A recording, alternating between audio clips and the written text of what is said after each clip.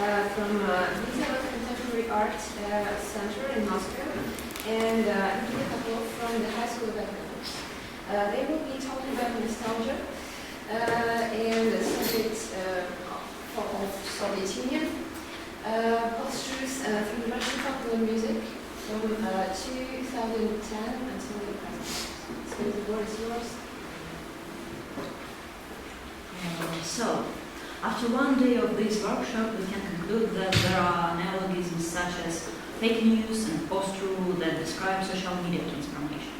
These terms speak to the anxieties around the systemic impacts of new communication technologies and practices embedded in political facts and economic facts.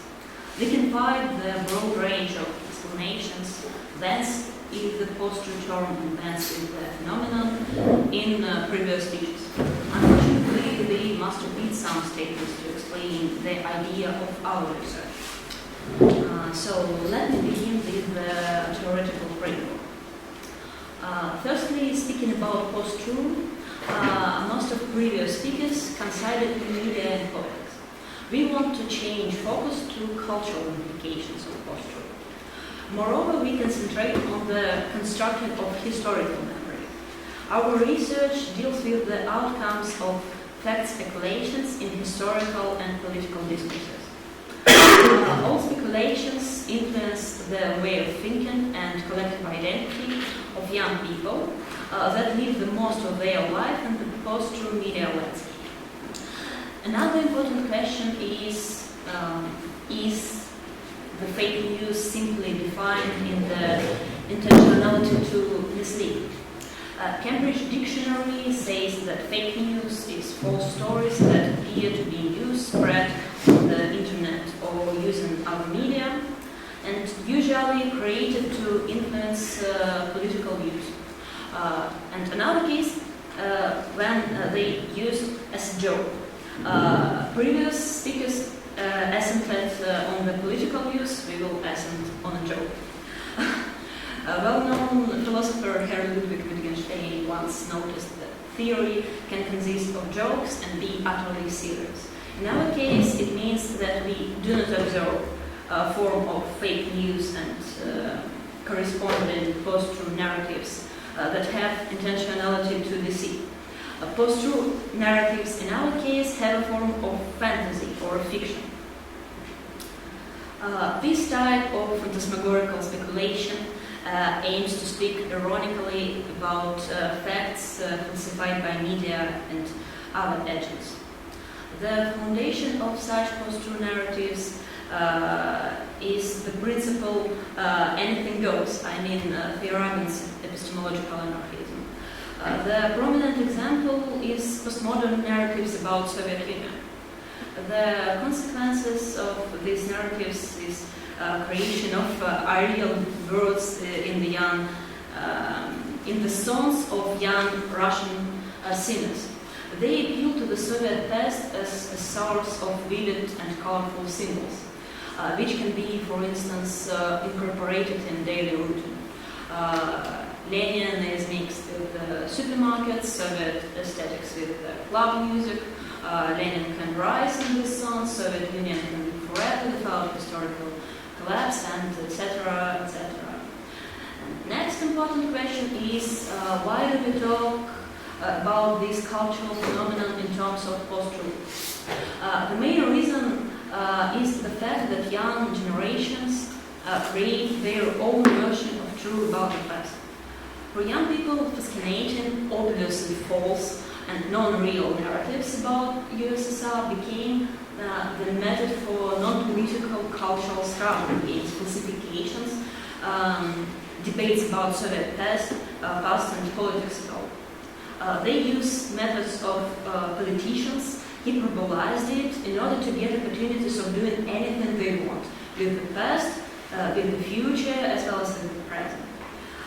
Indeed, we could find these post-truth manifestations with a reflexive critical distance to the policy and historical narratives in these songs. Besides, it's important to stress distinction between irony and post-truth irony in our case. Some singers can use irony to criticize some concrete situations in society. In this case, irony is used as a tool for affirmative political critique. In our case, there are no special object of irony. Anything can be perverted. This kind of irony is about revealing the mechanisms of contemporary politics and culture in general. On the other side, we use influential Hardback's theory of collective memory. There are some central terms, and I want to explain them. Firstly, remembrances are organized in two ways. There exists individual memory and collective memory. These two memories are often mixed. In particular, the individual memory, in order to precise or even to cover the gaps in its remembrances, relies upon the collective memory. Another aspect of this theory is contradiction between collective memory and objective history.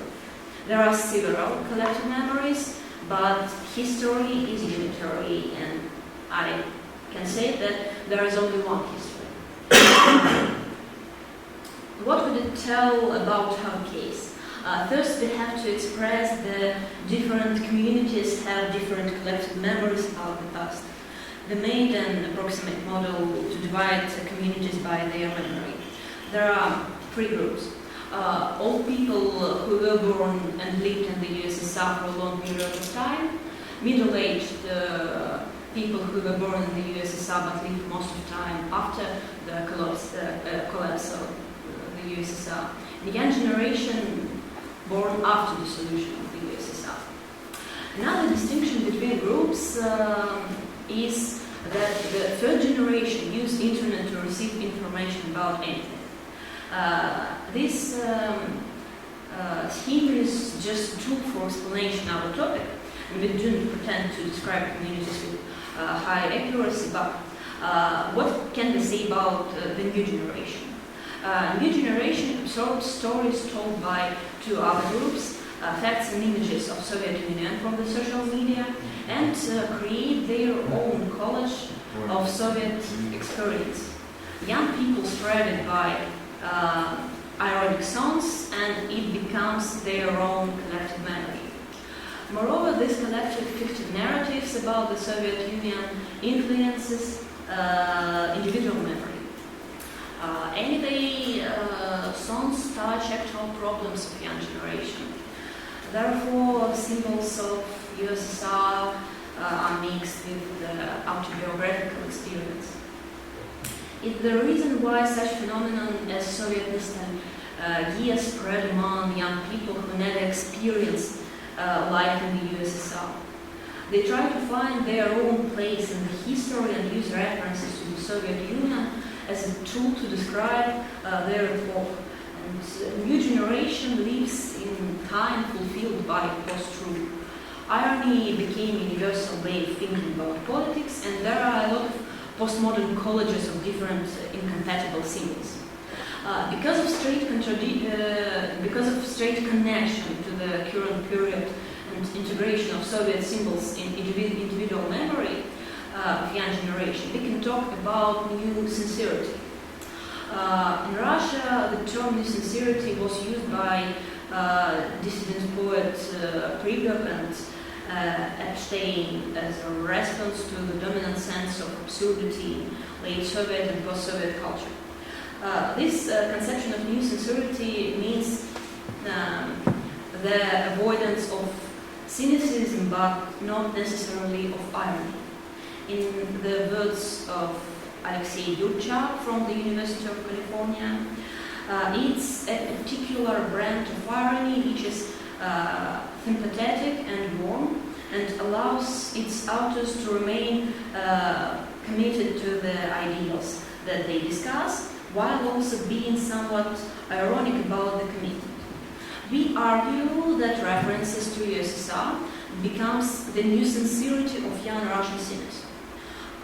Two main criteria we used to create a sample of songs are popularity of the songs based on the sales on musical online platforms, charts, YouTube, and number and intensity of references to the Soviet symbols in these songs. There are one exception in our research. It's Manetchka's song on memory about 90s and about construction own 90s narrative by young people. This song is not directly about the USSR, but it's about the post-Soviet life.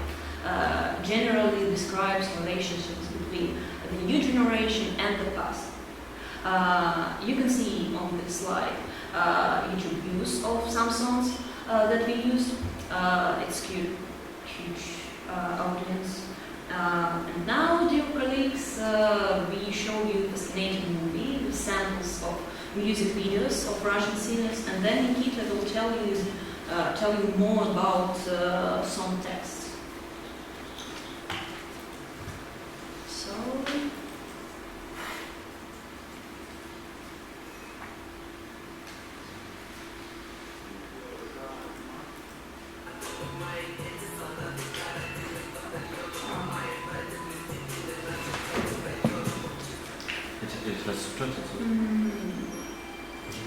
I'm sorry, 1 second. Now.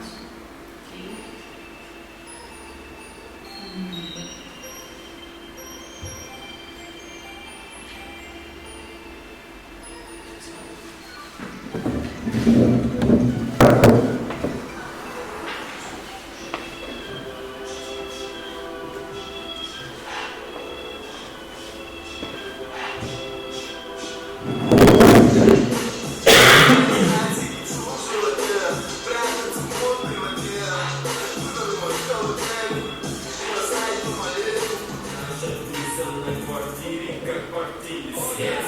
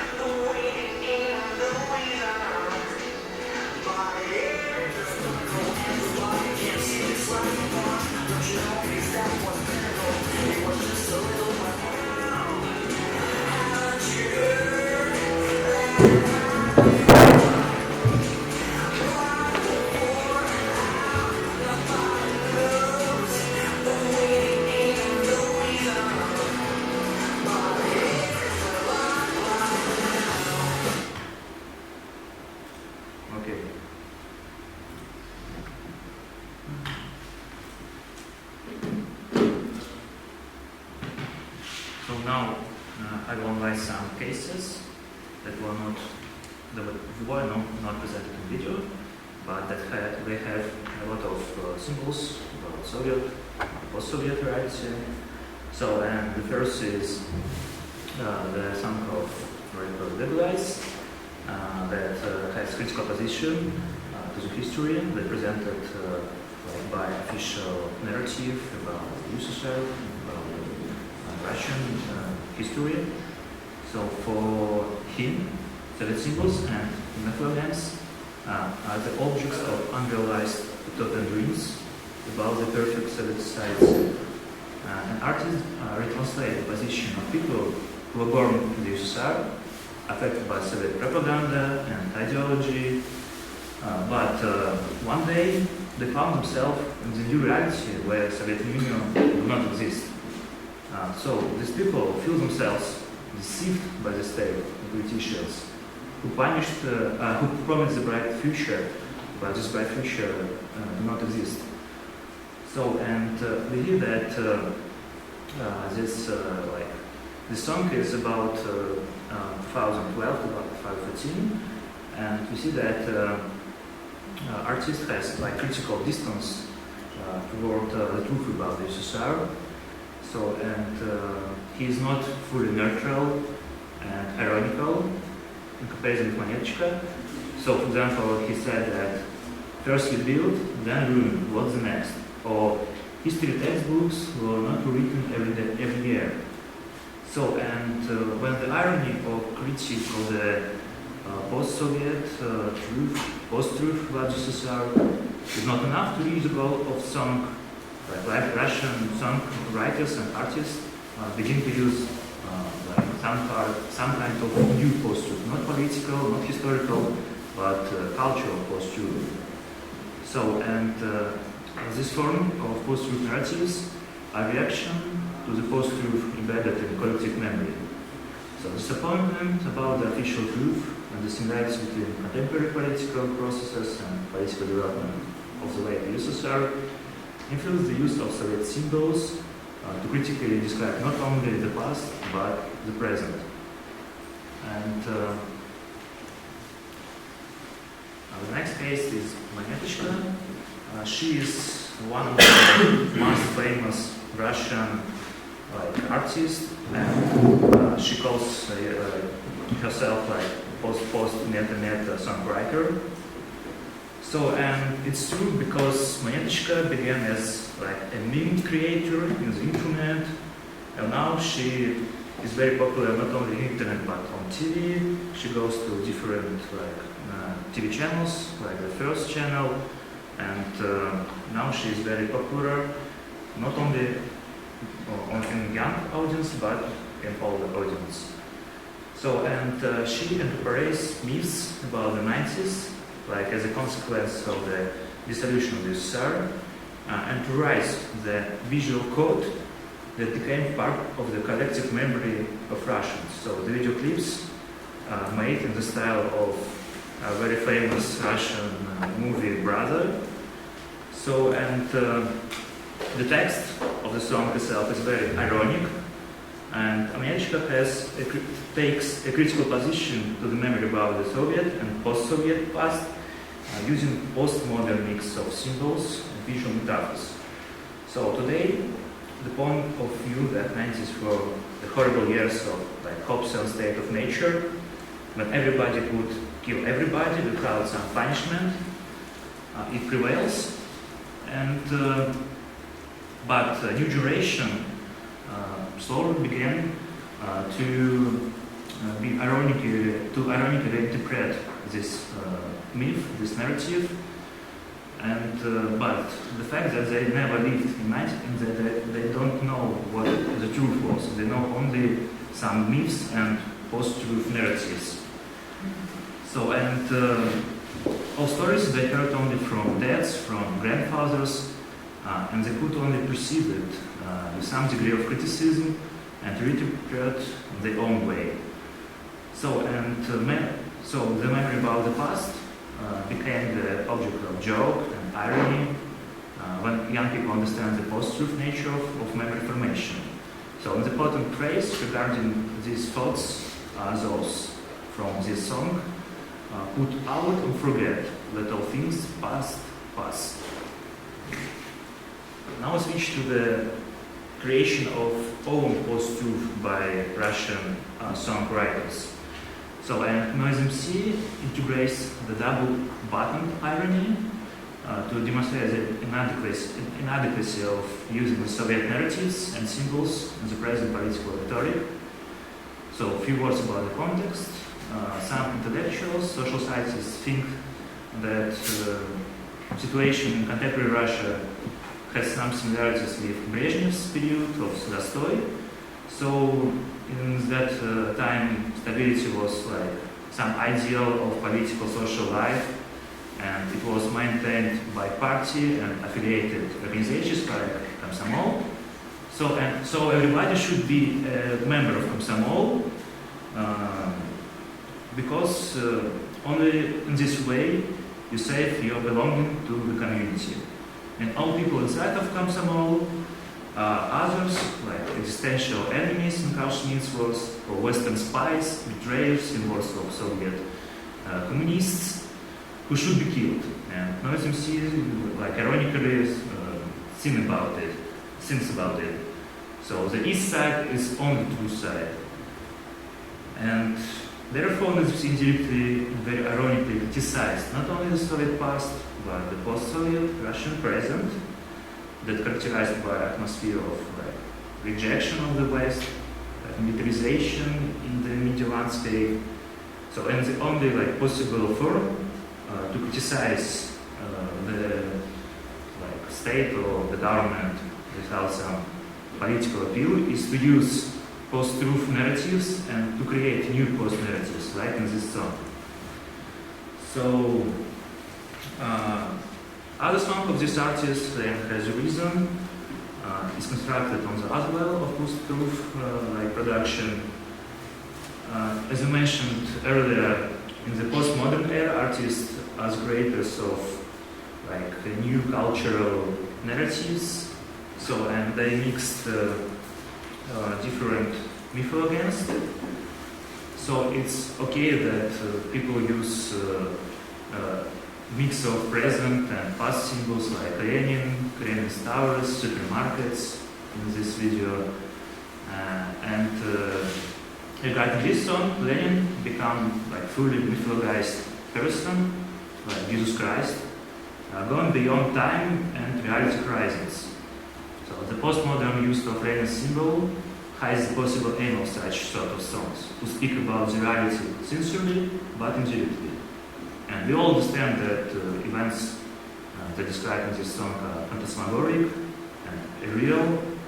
However, we see critique in the Soviet past, if it would continue in the postmodern Soviet future. So, and now we could think, what if the Soviet Union would exist in the postmodern era? What if Soviet Union did not collapse? So, and like other guys, they try to give an answer to these questions. Example, Poletayev is a very popular Russian rapper who became popular in the last 2 years. He started from the very deep underground and was for a long time like unfamous, but now he's very popular. His nickname is itself like reference to the Soviet symbol of party, SS, and this song, like Stalin, is really like postmodern, post-truth narrative, and has like similarities with previous song, Playing Has Reason, because the main narrative constructed around mythologized but historically real figures, and these figures suddenly rose up like in typical horror films. And we as spectators understand that such rise is unrealistic. However, we are ready to imagine the postmodern reality where that Stalin or Lenin begin the set of fantastic events, filled with Soviet symbols and integrated in contemporary discourses. So this carnival could include parties in the apartment as party congress. So for Slava KPSS there's no difference. Waking up of the ordinary person in the mausoleum, and switching between two sources of post-truth on TV, like channels Erfurt from Russian 90s, and now from channel Russia.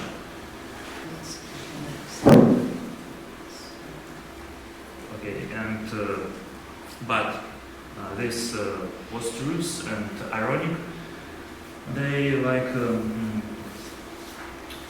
have encounter narratives created by artists who do not want to be ironic about everything. And we call it like new sincerity in the meaning of, like, it was used by Prigov and Epstein. So, and as previous speaker, Diego Han noticed that post-truth is related to or denoting circumstances in which objective facts are less influential in shaping public opinion, appeals to emotion and personal belief.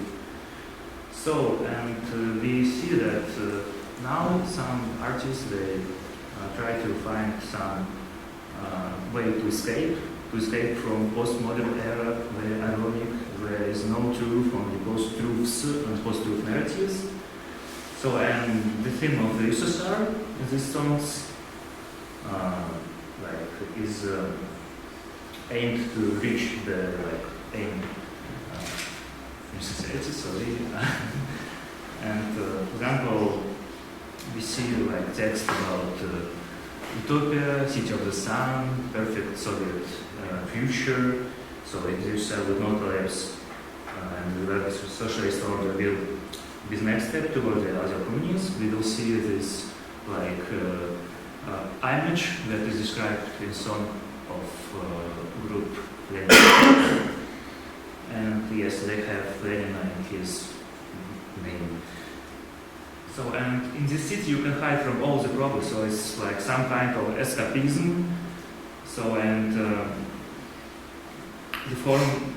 the use of official Soviet symbols creates the feeling that the hero believes in the ideal described in the song, and there are no irony, like no double bottom irony. So, and this is like new sincerity. And as a result, we have some bands